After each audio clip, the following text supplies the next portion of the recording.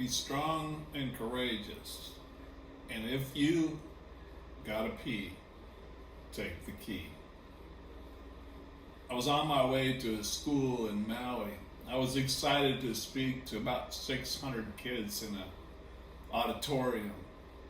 It's been a couple years ago now, and on the way, my buddy Larry, who volunteered to drive me around, probably never to do that again because I can be a pain in the butt to drive around, and I'm always like hurrying to get from one place to another. As we're driving up the mountain road, it's hot, kind of in the middle of nowhere. He says, I gotta go pee. And I says, okay. He says, no, now. And he puts the blinkers on and pulls off the side of the road. I'm like, you gonna go? He says, I gotta go. I'm taking water pills. So he jumps out of the van, shut the door, ran down over the hill, and I saw him no more. And then I looked over and golly, the van is running, and I'm in this van by myself, a quadriplegic. A million things could go wrong, and sure enough, something did. I saw his head coming up the hill. Thank God he didn't fall off the cliff. And then he goes around, and I'm thinking of my speech, and then all of a sudden,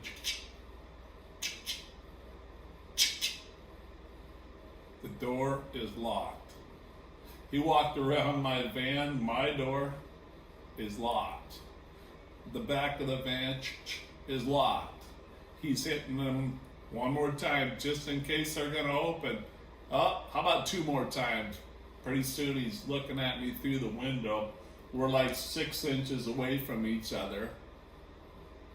He goes, dude, I'm so sorry. I locked you in the van. I'm like, really? Yeah, okay, it's hot in here. It's getting warmer. And he's standing out there and he's like not knowing what to do. Of course, he could have grabbed a big stick down the road, big rock, and busted the windows, but it was a rented van. So he's like, what do I do? Well, call. His phone was in the van. Now all of a sudden I started to get that feeling of fear. It's natural to feel fear, but don't let fear overwhelm your soul. I thought to myself, because I'm like a MacGyver kind of guy, what can I do? There's got to be something I can do. And then I remembered Siri. Oh, I love Siri. Siri's gonna save my life. And I said, Siri, she came on. I said, find a tow truck near me. She said there was one 8 miles away. Should I call it or give you directions? I said, call. The phone was ringing. I'm thinking, what am I gonna say? The guy answers before I came up with a clue. He goes, can I help you? And I said, do you have a Slim Jim to get inside of vehicles? Do you have the little pieces of, he says, yeah, we have a Slim Jim. I said, well, I'm stuck in the van down the road. He says, what's the year of the van? I said, 2016. He said, well, just reach over and hit the lock. It'll work even if the car's not working. You can unlock the doors. I said, no, you don't understand. I'm paralyzed. Not paralyzed by fear, which is what the big talk is today, with all the coronavirus problems and all the fires going on, and I'm in Oregon, and I'm locked up because of coronavirus, and I got all kinds of reasons to be fearful. And he says, well, why don't you just get out of the van? I'm like, I'm a quadriplegic.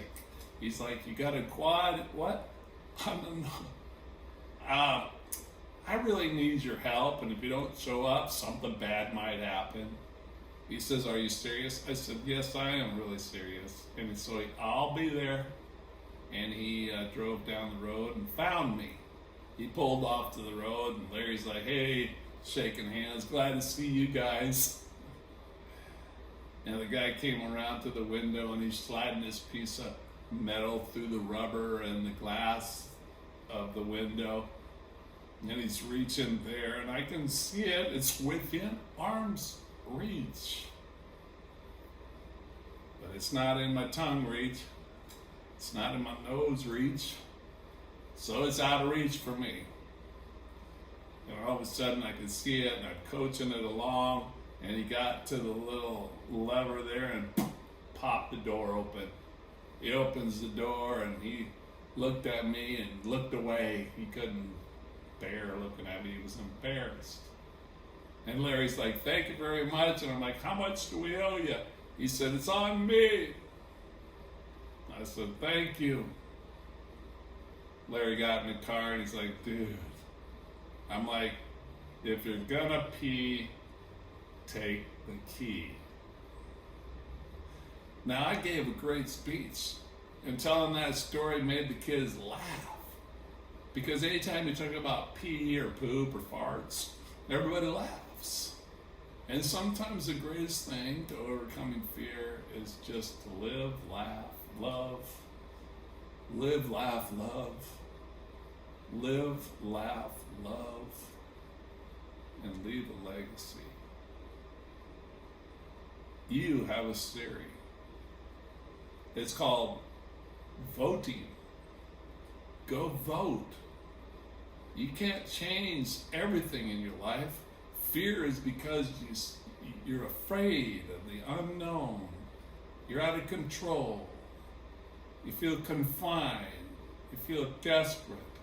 You feel in despair and just a heart filled with anxiety and worry.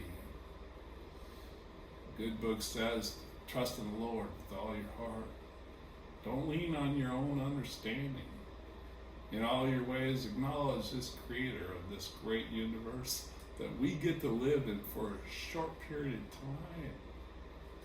People, we are blessed to be alive. And my heart goes out to you if you lost a loved one. I lost my mom. She died at 66, my best friend. Lost her to cancer. You and I can make a difference. Go and vote. Let's change the future. And as you go forward, don't be overcome by fear.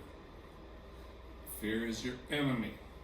Faith, friends, family, those are the F's you need to think about today.